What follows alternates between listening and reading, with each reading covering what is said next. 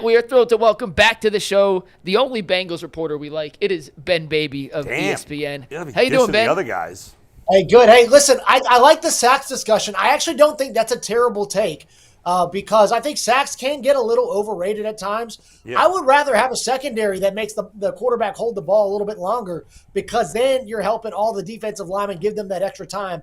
Rarely you get in a sack beating a guy one-on-one. So I agree. That's a good take. Ben, the only reason you saying this is because they drafted Shamar Stewart in the first round. I don't want to hear that. Dude, let me tell you something. Ben is not a home. Bengals fans get mad at Ben all the time because they feel like he hates the team. He is not a homer at all. He is in this case. Can I add something else to this? Yeah. Ben also covered A&M before he went. I know Ben from our time at A&M together. Ben then went to Cincinnati. Yeah. When Ben was working for the Dallas Morning News, he was considered an A&M hater too. Shamar Stewart's from A&M. None of it adds up for Ben to be hyping up Shamar Stewart based off his track record. Yeah. So I gotta say making that clear, Ben. I gotta say this before we get it, not because you said it in a bad take, man. But your hair it's off the charts, bro. Like I ain't gonna lie, bro. Like I really wish I had that. Like it's a salt and pepper classic. Like I want my girl to be able to rub her hands in my hair like that. It just don't work the same way with me. But like I just want to let you know you got the beard and everything. So just a fan of hair. Salt and pepper. Yeah, it's good. And Ben, let me talk to you about in terms of the Browns getting sacks. Let's talk about the Bengals offensive line, which has always been a big topic of conversation. I actually think potentially it could be the best offensive line Joe Burrow's had. You obviously disagree. I love the signing of Dalton Reisner. I know he's not playing week one, and I hate, what's his name, Patrick, who's going to play. They got a rookie at left guard. I like their tackles in center, but what do you think? There's a lot to unpack there. Yeah. I do think that they have improved the offensive line to a degree. I think the big question is, like you just referenced, Lucas Patrick. It took until yesterday for Zach Taylor to confirm him as the right guard. And I asked Bengals offensive coordinator Dan Pitcher, was there concern that y'all basically needed all the time possible to get that right guard situation settled? He said, no, not to me. But, they've known this was a hole the entirety of the offseason. They brought in 2 veterans to compete for that spot, and it took until just a day ago for that to be confirmed. And now Zach did say, it's not a surprise to Lucas, but I think getting Dalton Risner in there, he hasn't been excluded from that conversation. I think that's what gives me pause about that offensive line is that you have to have that unit working together for a long time. That's very much a group project in the NFL, and those 5 got to be working in unison and not having that solidarity over the course of training camp, still wondering what that's going to look like as the season gets rolling. I think for me, that's a major concern. If that position was settled, I think you could say this is the best line that Burrow has had so far because they did upgrade at left guard with Dylan Fairchild, and that should be an upgrade at right guard, but we'll see on Sunday. Ben, when we talk about – everybody talks about Cincinnati's defense, and obviously, they got rid of Lou and brought in Al. What's the changes have you seen that makes you confident that maybe things will change? It's a really good question. I don't know if there's a ton of massive changes. I think the biggest thing, and Lou was doing this right towards the end, I think eventually at the end of last season, he realized I've got to take a little bit, there's a little too much on the defensive backs plate. I got to take some off of it. And he simplified things, played a lot more man, and then the Bengals went out and won 5 straight games.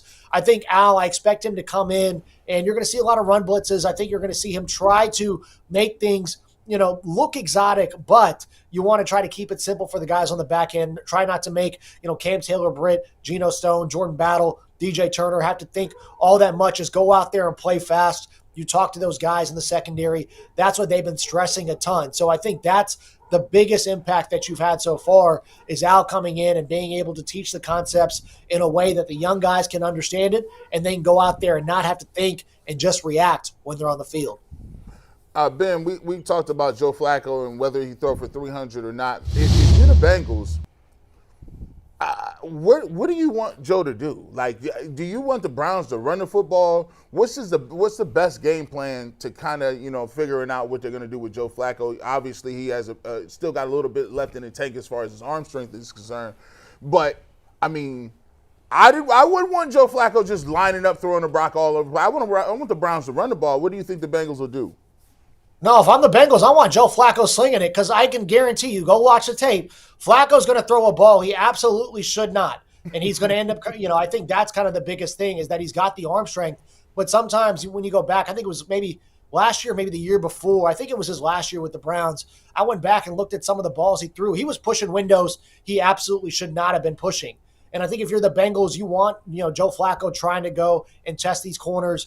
I think that's a better option than maybe testing that front seven for the Bengals, because the Browns and Kevin Stefanski, they've always done a really good job of scheming up and game planning for Cincinnati. I expect Stefanski to go out, run a bunch of nakeds, run some boots, and really try to get them with misdirection and give Joe Flacco an easy one-on-one to throw to just empty out a half side of the field, which is what Kevin's done basically every time he's played the Bengals. And for whatever reason, it's always worked. I feel like I've seen the same game a million times. And if you're Cleveland, I think the really spot you want to hit and really stress that defense is up the middle. Bengals, they're bringing in rookie linebacker Demetrius Knight. And, him and Logan Wilson, they're playing together for the first time. First time that Logan hasn't had Jermaine Pratt next to him since he's been in the league. And if you can maybe get those backers to overrun some gap fits, you might be able to get those big plays on the ground like we saw in the preseason game. So I think if you're Cleveland, you want to try to run the ball a ton. And if you're the Bengals, I don't mind Joe Flacco taking a shot or two.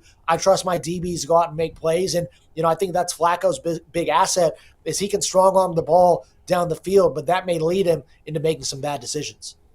Hey, Ben, there's been a narrative in Cleveland that Denzel Ward has been really the only cornerback in football to kind of slow down Jamar Chase. I'm curious from your perspective, do you see that same thing? And maybe you can give us some insight on why Denzel's had so much success against Jamar in the past.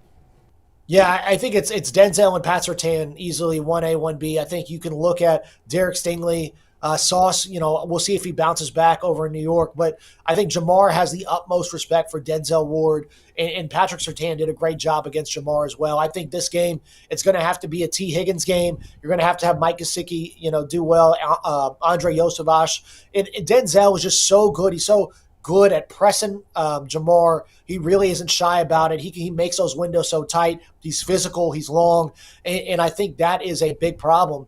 And it's one of the few matchups that really is Jamar. You're wondering if a guy's over there, you think twice about throwing at Denzel. I think he had some comments about that yesterday, and there's a reason for it. Joe, knows Denzel very well, an Ohio State guy, someone that they've been familiar with now in their division as well. And I think that if you're able to press Jamar, he's got that combination of size and speed that very few corners are really able to handle well. And Denzel and again Surtain, I think, are the only two in the league that have really done a good job. And that's probably my favorite matchup on Sunday, is seeing who gets the better of who between, frankly, two of the best players in the NFL at their position. Ben, what kind of shape is Trey Hendrickson in heading into the season? Listen, I think you could have put him off the bench and he'll go in and play every snap if you need him to. That guy is, I think, maniacal is the best way to describe Trey when it comes to how he attacks being on the field, even for being a hold-in. I mean, this guy was as engaged as you'll see. He was coaching up the young players all throughout his hold-in. He had been working out in Cincinnati prior to holding out very briefly before he returned, has been active in meetings. I think, I was telling somebody earlier today, when he got through stretch, when the Bengals are done stretching, Trey is the first one over there to get a few extra minutes in with assistant coach Jerry Montgomery and just working on, hand placement, just how to rip, how to attack the ball and knocking it out during those drills. Trey is just so intense, and I think Joe Burrow said a unique energy, and I think that's an interesting way to put it.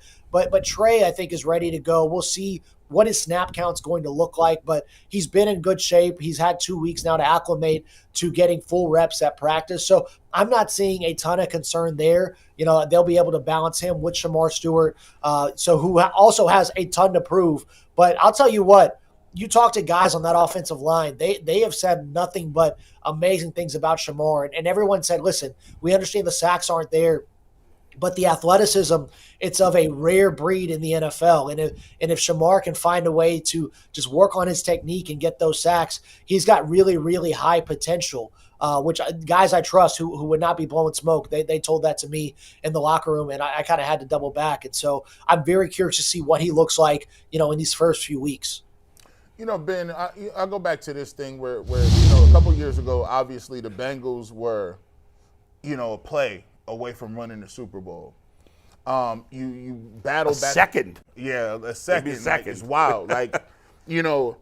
And then you go back and forth battling with the Chiefs. When you're at that pinnacle, right, where you are right there, and then you kind of, take a step back and take a step back, even though you still got what it takes to win a championship with Joe Burrow and especially the offense, what is the mood around the city or the mood around the team when you got a championship type caliber, roster and locker room, but you're still trying to get back to that point where it's just like a hard mountain to climb?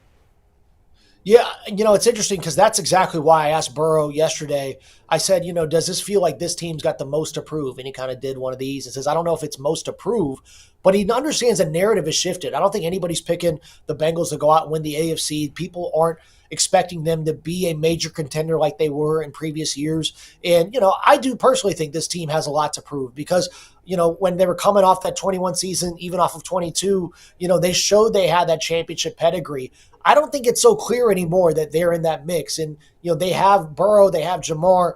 We'll see what they're going to get from Trey Hendrickson this year. They've got T. Higgins as well in a really good receiver tandem. But when you look at how deep the AFC is, and the Bengals just haven't been in the playoffs the last 2 years to show what they can do. And, last year it wasn't just the defense. They were in good positions against Baltimore last year, couldn't close out those games. They were hanging tough with Philly, found a way to really play themselves out of those games. So it wasn't just that the defense wasn't good. They were not good, all around in key situations. So I think there are certain aspects of a championship team they did not show last year. They have to go out and prove that as the NFL gets deeper, as this AFC continues to be an absolute gauntlet, this is still one of the teams. And I think one of the guys in the locker room was talking to Tyson Anderson yesterday, their veteran safety. He understands that people, feel that way about the Bengals, and they know they've got to out and prove that they're still a team that's a force to be reckoned with. I completely agree that they have a lot to prove, Ben. I think they're very good. I think they can win a Super Bowl, but you're 100% right. They got a lot to prove. It wasn't 100% on the defense. That was misleading. Evan McPherson, the guy was the best, second best kicker in football for a couple of years. He sucked last year. I mean, I know he had some injuries, but I don't want to hear it. He was terrible. So he cost them 2 games. And they would have made the playoffs if he had been the Evan McPherson we saw in the postseason. Last thing before you do our prediction.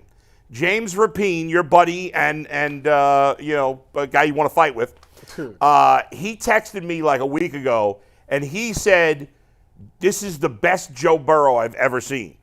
And I said, what are you talking about? He was the best player in the NFL last year. He only didn't win the MVP because they didn't make the playoffs. He goes, no, he's better. Is that true? You agree with him? Yeah, I think so. And I actually tried to tell Joe this in OTAs, and he wanted none of it. Yeah. And then at training camp, he's like, well, I feel great. And I go, why do you say that? He goes, you're out there every day. So, now he felt, once he got to training camp, he felt good. But no, I don't think I've ever seen an offseason as good from Joe. The way he's throwing it, I mean, he's been healthy. Another year off the wrist injury, which was a very significant thing that people still do not talk about enough. Joe had to relearn so many different things. I don't know if he'll ever be 100% again, but you've definitely seen him try to relearn and kind of rework the way he throws the ball. And he has dropped dimes all throughout training camp, all throughout offseason. And I think the thing that's most noticeable is that going even back to OTAs, Joe is now testing how tight are these windows? How much can I push the ball downfield? What can I get away with? And I think you're going to see him continue to be really aggressive. And I would not be shocked at all, as good a year as he had last year, if they're not even better this year offensively. I think he was really impressive last year. Last year, quite frankly, I thought he lived up to the hype that he had at the beginning of his career. And I think, it wouldn't shock me at all if he has another MVP season, because James is right. Unfortunately, as much as I hate to give James Rapine credit, James is not wrong. Joe has looked really good. It'll be fun to see what he does this season. All right, Ben, give us your season-long Bengals prediction, your season-long Browns prediction, and game prediction for this game. I think this will be a closer game than people think. I think the Bengals, I think the slow starts, they'll finally find a way to shake that off. I don't think it'll be pretty. So let's go 24-17 Bengals in what should be another AFC North game. I had them at 12-5 going into the year because I do think the defense will be better. It's really hard for them to be any worse. But this offensive line and really the linebacker play, that I have some concerns about that. So I'll go 11-6, and we'll say a loss in the divisional round. I think that's probably a safe bet in that situation. The Browns, give me 3-14, 2-15, and they're eyeing their quarterback of the future. I think when you look at what they're doing, this is very clearly a rebuild for them. They're trying to figure out what pieces they can build around. I think that Deshaun contract is no longer going to be an albatross in future years. And this smacks of a team that's trying to figure out how they can kind of rebuild and be competitive again in a very deep conference. Ben, great insight as Thanks, always. Ben. We appreciate it. Appreciate it. Awesome. I appreciate y'all.